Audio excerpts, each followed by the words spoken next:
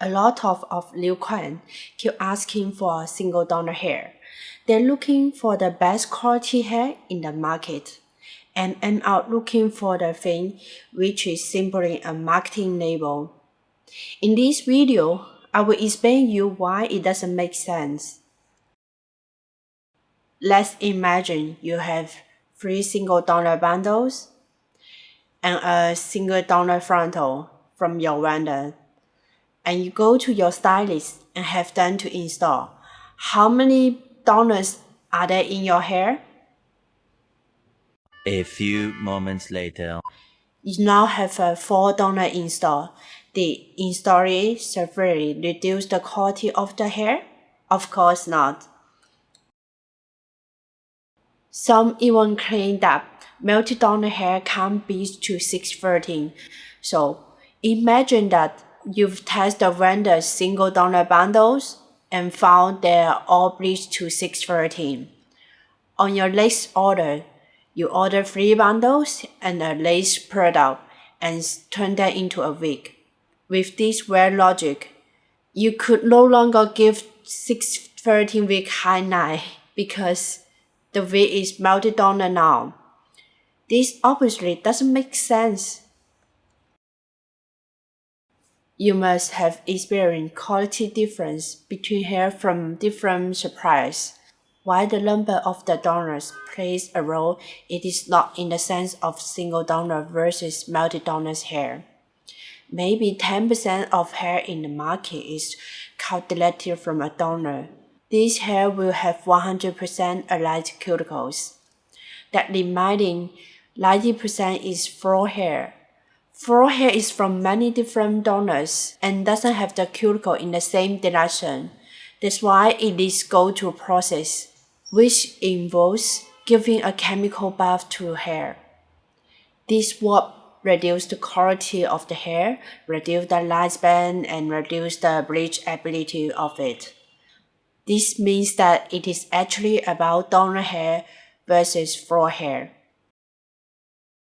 Vendors don't want to admit that hair is chemical process, as it makes bad marketing. If there are 2 vendors selling the exact same processed hair, one calls as virgin hair, another calls as chemical processed floor hair, who's going to get more sales? The dishonest one. Why there are people who understand that honest means and prefer go to with the honest vendor. Marketing plays an important role in the sales.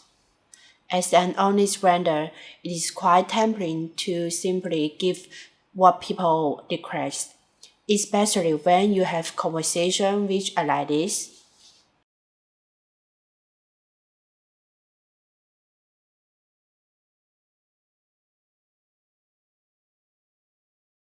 If we all want a more honest market, we should really raise awareness about all bad practice of the hair market.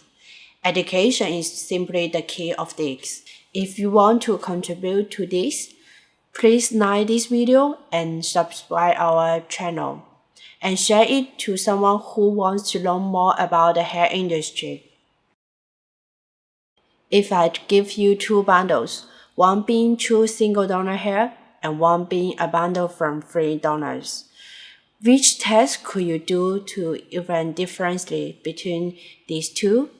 You can test for synthetic fibers, check if the hair has been colored, or test if the hair has been chemical processed. However, if the hair has been mixed and matched properly, there simply isn't a test you can do to be able to tell the difference between the number of the donors. The only time you can tell is when the hair is floor hair, rather than cut directly from donor. Floor hair will tangle, that get chemical process, and get color to hide the color difference. It is very easy to check processing and dye. If the hair is cut from a donor, it is not going to come in perfect bundle of 100 gram. Some might be less than 100 gram. If a bundle is 80 gram, it isn't simply falling away. If it is 130 gram, the remaining 30 gram isn't falling away either. There will be some gram of waste material as well. Mixing and matching doesn't reduce the quality, so there's no point in selling this as melted donor hair at a lower prices either. It is simply that single donor hair has been turned into a marketing label to charge premium price. There are also videos on YouTube where they show how the wefts are created.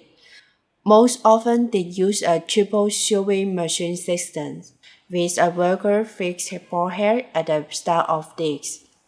The worker simply doesn't fix 100 grams of hairs and finish the weft, and only then start on the next one.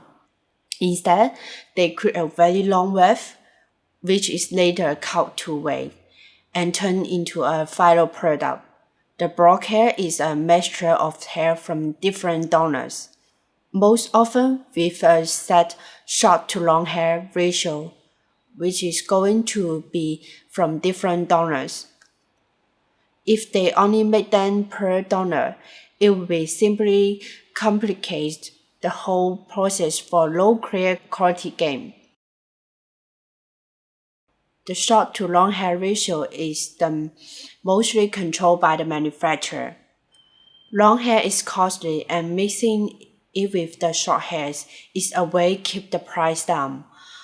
Also, manufacturers tend to keep the fullness of the bundles even, and without this control, you will end up with some very thin bundles and some very full bundles. A lot of single drawn hair in the market has roughly 10 to 12% fullness.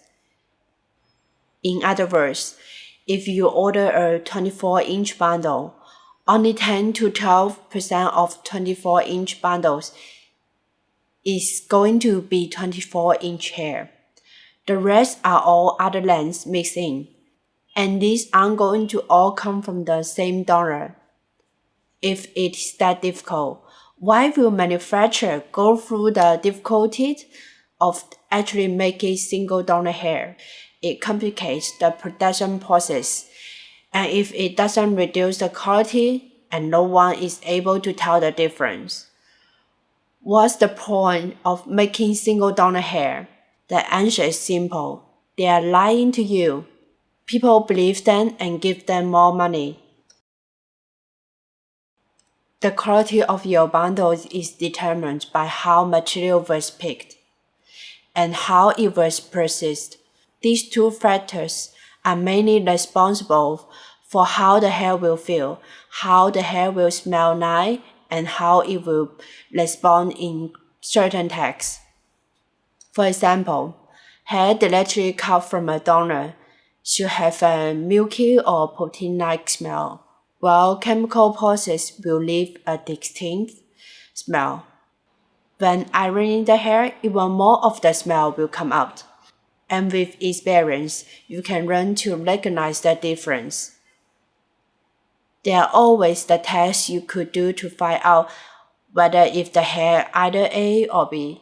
If there isn't, it simply doesn't matter and is most likely to be marketing.